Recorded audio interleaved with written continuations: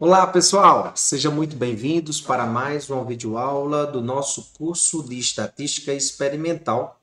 Hoje nós queremos tratar com vocês um assunto muito interessante que a gente faz posterior à análise de variância, que é o procedimento de comparações múltiplas. Uma coisa que é muito interessante salientar é que a técnica de análise de variância e o procedimento de comparações múltiplas são técnicas diferentes. Então, o que pode acontecer muitas vezes na prática, dentro do seu experimento, é haver uma divergência entre essas duas análises. Por exemplo, você pode ter uma análise verificando a avaliação de alguns tratamentos e a análise de variância, por exemplo, dizer que não houve diferenças significativas entre os tratamentos. E mesmo assim você insiste e faz a realização do procedimento de comparações múltiplas e verifica que um dos testes utilizados verificou-se que houve diferenças. Em qual dessas situações nós iremos confiar? Na análise de variância ou no procedimento de comparação múltipla? Uma coisa que é muito interessante salientar é que a análise de variância ela não foi realizada ou ela não foi desenvolvida para testar simultaneamente comparações duas a duas. Isso é procedimento de comparação múltipla e não de análise de variância. O que a análise de variância faz é ter uma visão global desses tratamentos. Então, nesse caso, como recomendação, eu sugiro que você confie no procedimento de comparação múltipla. Agora, claro, você tem que saber o teste que você está utilizando. Por exemplo, o teste Duncan é um teste que deve ser abolido de suas análises. Esqueça ele. Por quê? Porque uma das coisas que existe no procedimento de comparação múltipla é duas coisas muito interessantes quando se vai avaliar um teste de comparação múltipla. É verificar a taxa de erro tipo 1 simulada por esse teste, bem como o seu poder. Nós temos alguns cenários de avaliações que poderíamos tratar, em que a gente fala da H0 completa e da H1 completa, como também da H0 parcial. Mas isso a gente não está com o objetivo de detalhar. O que a gente está querendo simplesmente dizer é que a avaliação básica ou um teste ele deve ser confiável quando você o desenvolve e tratando de avaliar baseado no erro tipo 1 do teste, o que você espera é que, de acordo com as simulações, este teste que foi desenvolvido sob a hipótese H0, isto significa dizer que se eu tenho um nível de significância de 5%, a gente espera que o teste, em 100 testes, vamos dizer, sendo desenvolvidos, simulados, nós verifiquemos que se houver algum erro, ele não passe de 100, de 5, porque você está sob um nível de significância de 5%. Isso significa dizer que se nós simulássemos um experimento em que os tratamentos eles são todos iguais e se no caso nós aplicarmos o teste e ele disser que existe uma diferença em pelo menos 2 tratamentos sendo comparados, ele está incorrendo em um erro. Então, nesse caso, nós não queremos um teste em que ele incorra no erro em mais de 5% das situações, porque nós estamos sob a condição de que ele controla este tipo de erro. Assim como nós, se tivermos um cenário em que simulando um grupo de tratamento e estes tratamentos sejam diferentes, nós queremos que ele consiga detectar de fato em que esses grupos de tratamentos comparados 2 a 2, eles também sejam diferentes. Isso é o que a gente chama de poder do teste. É quando o teste consegue de fato detectar as diferenças que realmente existem. Então, a gente quer, ao final, que tenhamos um teste poderoso e que também ele controle a taxa de erro tipo 1. A gente sabe que na prática não existe esse teste perfeito em que eu tenha 100% de poder e vamos dizer 0% de erro tipo 1. Não. Então, o que a gente fala é que você deve verificar os testes específicos que você está utilizando. Voltando à questão que nós estávamos falando do teste Duncan, o teste Duncan, por exemplo, se nós pegarmos 10 tratamentos e fizermos uma comparação, considerando um alfa 5%, ele chega a errar, ou seja, ele chega a dizer em que, considerando que esses 10 tratamentos estão sob a condição H0, isto é, que não há diferença entre eles, em 70% das situações ele diz que há. Então, onde ele vê um pequeno faro de diferença, ele já diz, é diferente, quando na realidade não deveria. Então, esse teste ele deve ser descartado de sua análise. Em contrapartida, nós temos alguns outros cenários. Nós temos o teste Tukey, nós temos o teste SNK, nós temos o teste Scott-Knott e temos alguns em que nós desenvolvemos justamente em nossa tese, em nossa conclusão de tese. E vale a pena posteriormente nós discutirmos um pouco sobre isso. Mas isso nós vamos fazer aula específica nesse sentido para mostrar a vocês o teste mid-range ou o pacote mid-range MCP. Na realidade, voltando ao assunto, o teste Tukey, por exemplo, é um teste que é muito conservativo. Então, significa dizer que se a diferença não for uma diferença considerável, ele vai dizer, ó, não há diferença entre esses grupos de tratamentos que estão sendo avaliados aí, não. Já o teste Scott-Knott, ele é um pouco mais flexível com relação ao teste Tukey e ele ainda tem a vantagem do fato de ele ter sido desenvolvido baseado em agrupamento de dados, no caso de médias nessa situação, e ele não tem a ambiguidade dos resultados que acontece, por exemplo, no teste Tukey e SNK. Porém, em determinados cenários, ele tem desvantagens com relação ao teste Tukey. Então, vale a pena vocês lerem um pouco mais sobre o assunto para melhor decisão de qual teste.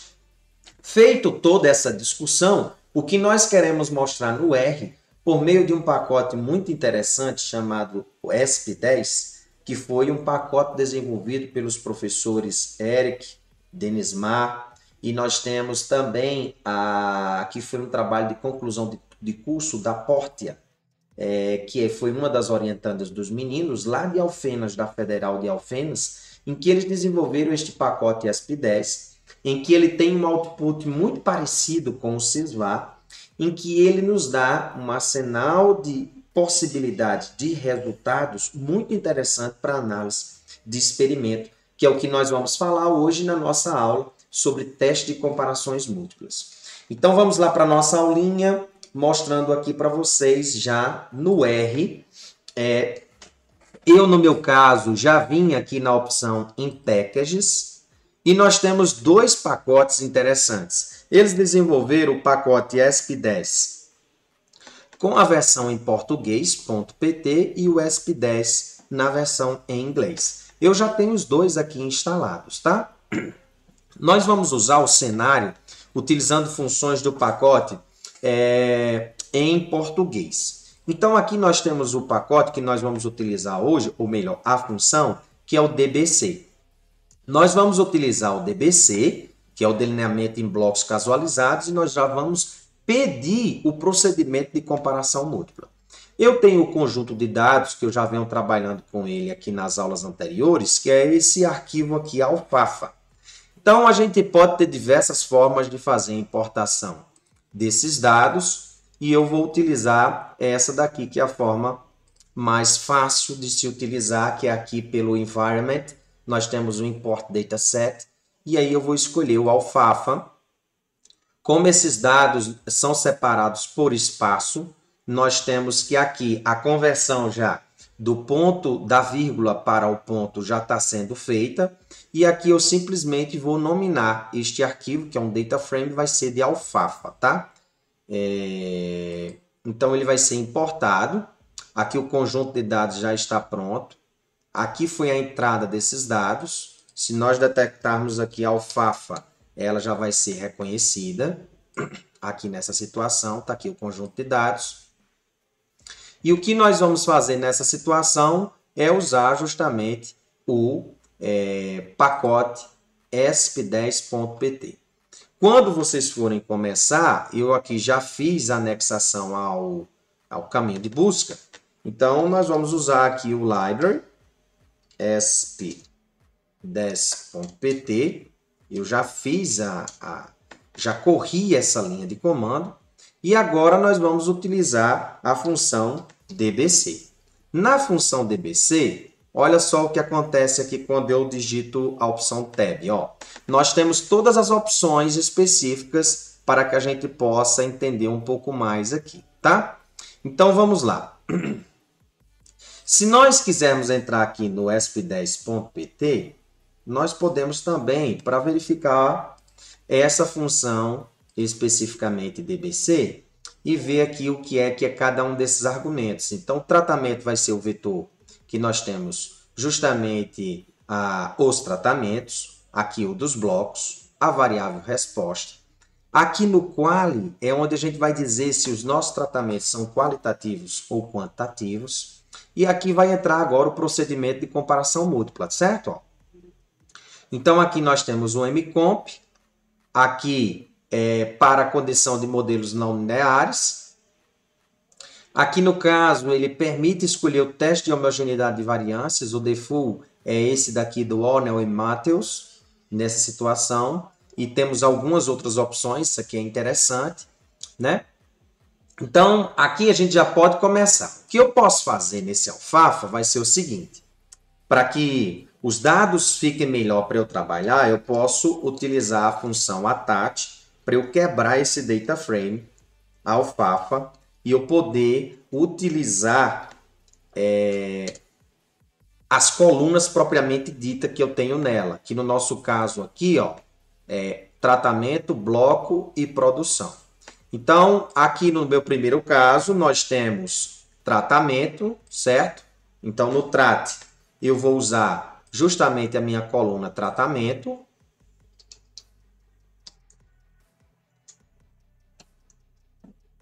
A próxima que nós temos aqui, já não vai mais aparecer para mim essa opção, que é o bloco.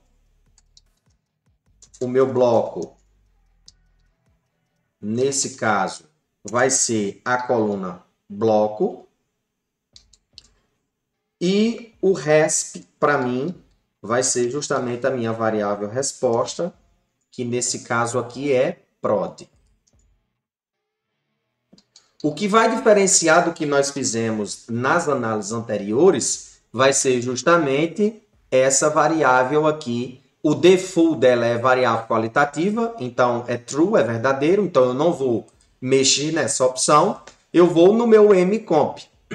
E no meu mcomp, eu vou escolher, por exemplo, o teste Scott-Knott, SK. Feito isso aqui, o teste F e o teste T por default, no meu caso, como é Scott-Knott, ele não está baseando nesses daqui do teste T. Apenas a análise de variância que vai olhar para o teste F a 5%. Como o default já é isso, para mim está satisfeito eu utilizar apenas esses argumentos aqui. Vamos correr nossa análise para a gente ver o que é que vai acontecer nessa situação. Então, aqui é o teste, ou vamos botar assim, procedimento de comparação múltipla, meu PCM. Então, nesse caso, vamos rodar aqui nossa análise para a gente verificar. Eu aumentei demais aqui, né? Vamos rodar aqui o DBC para ver nossa análise. Então, veja que rapidamente ele já consegue nos mostrar muita coisa. Nós já verificamos as análises que aconteceram para análise de variância para o DBC para esse conjunto de dados. a gente verifica que foi significativo o efeito de blocos, então foi interessante nós fazermos a blocagem para isolar uma das variáveis que não eram de interesse para análise. O efeito de tratamento, no caso aqui, nós temos os tipos de alfafa, né? Que é justamente as variedades A, B, C, D, né? Então, foi verificado que foi significativo, então pelo menos duas comparações, dois tratamentos têm diferenças entre si. E aí a gente entra para o teste de normalidade, em que a gente verifica pelo valor P, que como esse valor P para o teste Shapiro-Wilk, como ele foi maior do que 5%, então os resíduos podem ser considerados normais. Quanto à normalidade, nós temos, então, confirmado. O teste de homogeneidade, as variâncias também, nós verificamos pelo teste de Horner-Mettel, que também as variâncias são homogêneas. E agora, a aplicação do teste Scott-Knott. No caso da aplicação do teste de Scott-Knott, o que é que nós verificamos? Nós verificamos que pelo teste de Scott-Knott, a gente consegue enxergar que os grupos, houve uma separação de dois grupos, no caso o grupo A e B. O grupo A, então, ficou justamente com o tratamento A, em que ele teve média e, portanto, o efeito sendo superior aos do grupo B, em que os tratamentos C, D e B são iguais estatisticamente porque estão no mesmo grupo. Então, essa foi a aplicação do teste Scott-Knott que a gente fez utilizando o pacote ESP10. Eu poderia ter escolhido algum outro procedimento de comparação múltipla? Poderia. Bastaria lá no MComp eu ter utilizado um desses outros testes. Perceba que aqui no ESP10 nós temos o teste Duncan, mas esqueça, ele deve ser abolido e não deve ser utilizado jamais em suas análises, pelo que nós já discutimos anteriormente. Vamos tentar discutir um pouco mais sobre procedimentos de comparações múltiplas nas outras aulas, para que a gente possa ter um pouco mais de conhecimento em cima desse assunto. Espero que vocês tenham gostado dessa aula de hoje e lembrem-se que o conhecimento é uma liberdade necessária. Faça suas sugestões, críticas e mande para nós, que vai ser um prazer compartilhar conhecimento com você e também tentar sanar um pouco das suas dúvidas. Um abraço e até a próxima!